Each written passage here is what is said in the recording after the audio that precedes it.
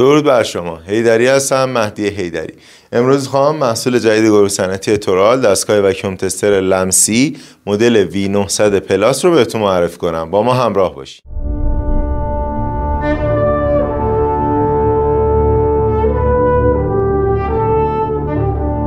اول یه سری توضیحات مختصری بدم در مورد لوازمی که روی دستگاه هست و نحوه راه اندازیش.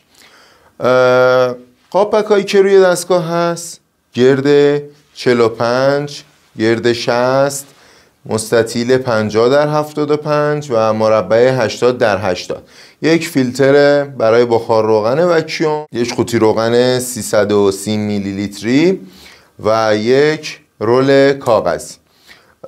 وقتی دستگاه رو دریافت کردین، از این قسمت که ورودی روغنه، روغن رو داخل دستگاه میریزید و چشمی روغن تا ماکسیموم پر بشه.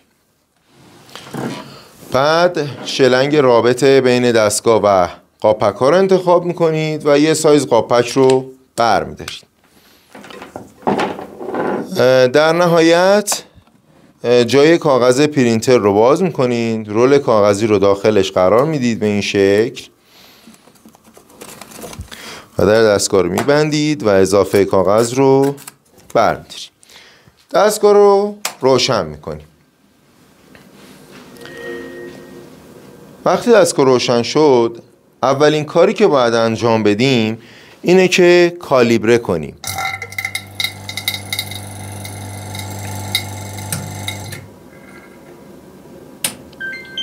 کالیبره انجام میشه. فیلتر بخار روغن رو میبندیم. این فیلتر وظیفه گرفتن صدا، یعنی صدای بیش از حد موتور و بخار روغنی که از موتور پمپ وکیوم داره خارج میشه رو داره که بخار روغن رو بگیره و دوباره برگردونه داخل سیستم و مصرف روغن رو کم کنه. منوی دستگاه رو بهتون میخوام توضیح بدم. ما یک قسمت پلی داریم برای انجام فرایند وکیوم که مشاهده بکنید دستگاه روشن میشه. وقتی ما وکیوم میکنیم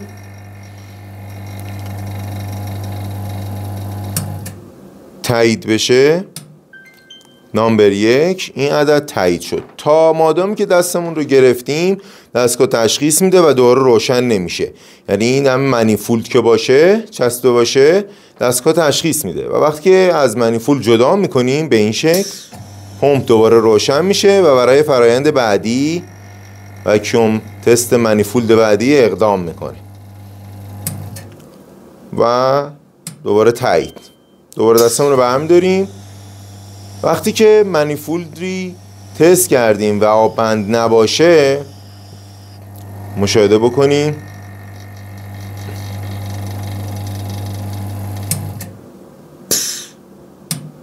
اعلام نشتی کردیم. میزان خلا رو نشون میده و اعلام میکنه که نشتی هست و دستگاه کلا خاموش میکنه پمپ رو. بعد برای اینکه این عددها رو خروجی بگیریم و بتونیم پرینت بگیریم، دکمه پرینت اینجا هست که پرینت رو میزنیم. دستگاه دوتا منیفولدی که ما تست کردیم رو به ما خروجیش رو میده. یعنی منیفولد 1 این میزان خلا، منیفولد 2 این میزان خلا، سایت ما و برنده.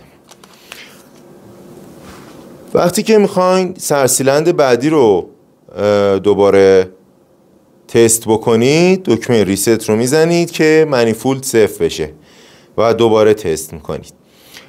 این دکمه ریست برای اینه که کل دستگاه یک بار خاموش و روشن بشه. مشاهده کنید خاموش، دوباره روشن و منوی وکیوم. ریست فکتوری حالت کارخانه‌ای میشه که ما ریست فکتوری رو میزنیم وقتی دستگاه رو خاموش کردیم و رسید دست شما و شما دستگاه رو روشن کردید، به صورت پیش‌فرض اولین بار خودش کالیبره میکنه. مشاهده کنید دستگاه روشن،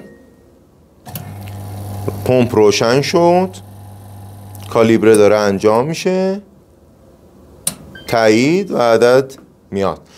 عدد وکیوم هرچی شما به سطح دریا نزدیک بشید این عدد بیشتر میشه چون این آمپرها بر اساس میلیمتر جیوه کار میکنن، فاصله از سطح دریا. برای راهنمایی منو که میخوایم ببینید این کلیدها چیه، گزینه هلپ رو قرار دادیم که به زبان انگلیسی، فارسی، کردی، ترکی و عربی هم اضافه میشه و منو رو توضیح میده که دقیقاً این کلیدهایی که ما قرار دادیم هر کدوم کارشون چیه، وظیفهشون چیه و برای مشاهده فیلمش میتونید به سایتمون مراجعه بکنید و دقیقاً همین فیلمی که الان دارید مشاهده میکنید رو ببینید که توضیحات کامل رو میده به زبانهای مختلف. دکمه هوم رو میزنیم، خارج میشیم و میتونیم از دستگاه استفاده کنیم. این قسمت دستگاه هم هست که کابل USB قرار میگیره، وصل میشه به لپتاپ. میتونید به روز ثانی انجام بدین، از راه دور خطا یابی کنیم، به روز ثانی کنیم، منو رو براتون جدید بکنیم و امکان این که وصل بشه به پرینتر و توسط پرینترهای خارج از دستگاه پرینت بگیره رو هم برای شما فراهم میکنه. خیلی ممنون که همراه ما بودید. سوالات بیشتری داشتیم به سایتمون مراجعه کنید یا با این شماره‌ای که خدمتتون ارائه میکنیم تماس بگیرید. شاد باشید.